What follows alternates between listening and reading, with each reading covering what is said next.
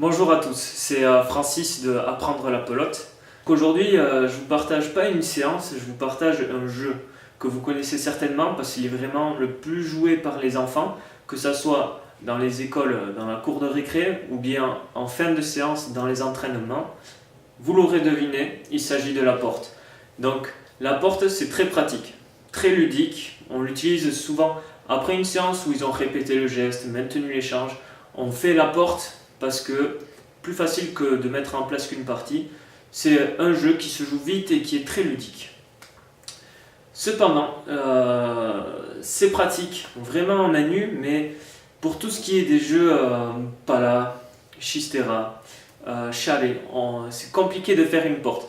Ouais, vous savez, il y aura des petits problèmes de risque, de blessure, donc on évite de mettre les enfants en mur. Et pour pallier à ce problème, je vais vous montrer un jeu que je fais, que ce soit avec les enfants, mais aussi jusqu'à pousser un benjamin et qui plaît énormément. Il s'agit de la pelote américaine. Peu importe que vous jouez en trinqué, mur à gauche ou fronton, vous pourrez le mettre en place. Je vous laisse découvrir ça sans tarder. Vous allez voir, c'est un jeu un petit peu comme la porte, sauf que le but, c'est quand on est éliminé, de sortir du terrain. On ne va pas être contre le mur à essayer d'attraper la pelote. Donc ce qu'on va faire, c'est que dès qu'on tape et qu'on met le poing à quelqu'un, cette personne-là est éliminée et elle a été éliminée par la personne qui a frappé juste avant. Vous le verrez tout à l'heure, ça sera un peu plus clair avec les exemples. Et donc une fois que j'ai éliminé une personne, elle sort du terrain et c'est moi qui suis relié à cette personne. Donc on continue à jouer. Si je fais faux, je vais sortir à mon tour et la personne que j'ai tuée, entre guillemets, revient dans le jeu. Et moi par contre, je vais regarder celui qui m'a tué. Est-ce qu'il fait faux ou est-ce qu'il est encore en jeu? À partir du moment où il fait le but faux ou dans le jeu qui fait une faute quelconque, je peux rentrer dans le jeu. Donc le but, c'est d'éliminer tout le monde, sinon on ne peut pas gagner. Voilà. C'est inspiré du jeu la balle américaine et donc voici adapté à la pelote. Donc je vous laisse regarder ça maintenant.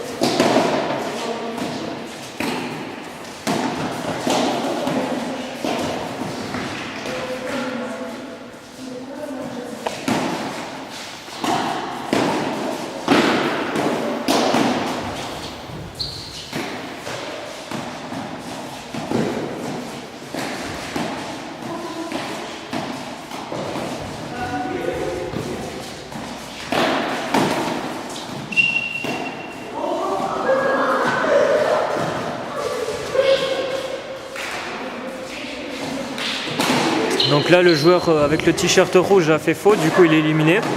Et c'est celui qui était devant à gauche avec le pull gris qui a tiré avant lui. Donc c'est lui qui l'a tué. Donc ça veut dire que les deux sont reliés et que quand celui avec le pull gris va faire faux, celui avec le t-shirt rouge pourra re-rentrer dans le jeu.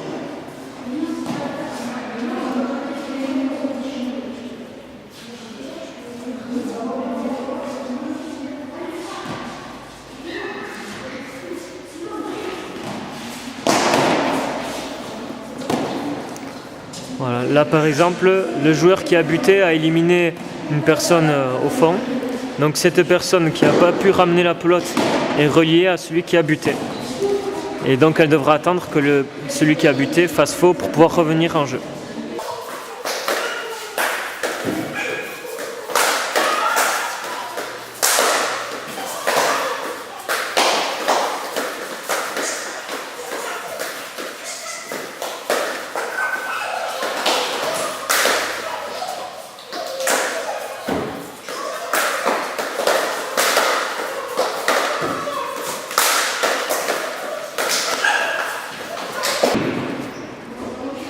Donc ce jeu il est vraiment aimé par tous ceux qui sont poussés un benjamin et qui commencent à jouer. Mais d'une part parce qu'il y a une grande part de chance, de hasard. On sait quand on fait faux mais on ne sait pas quand c'est qu'on pourra revenir. Et d'autre part, il y a une part de tactique. Donc bien sûr quand un joueur va éliminer beaucoup de personnes, il sera la cible des autres joueurs qui voudront l'éliminer. Ça sera l'homme à battre. Et du coup c'est très compliqué de finir le jeu. Plus on est nombreux et plus le le jeu dure longtemps.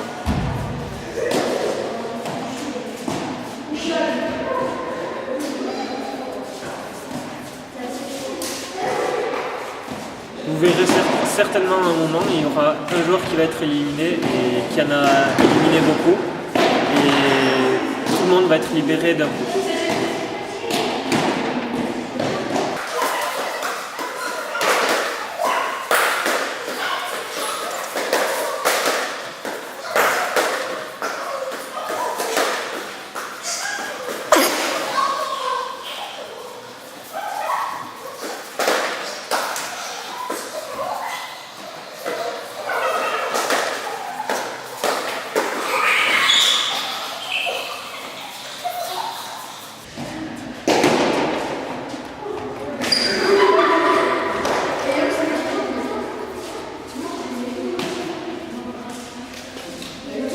Donc vous avez vu, il y en a un éliminé et 3 qui rentrent parce qu'il avait éliminé 3 personnes.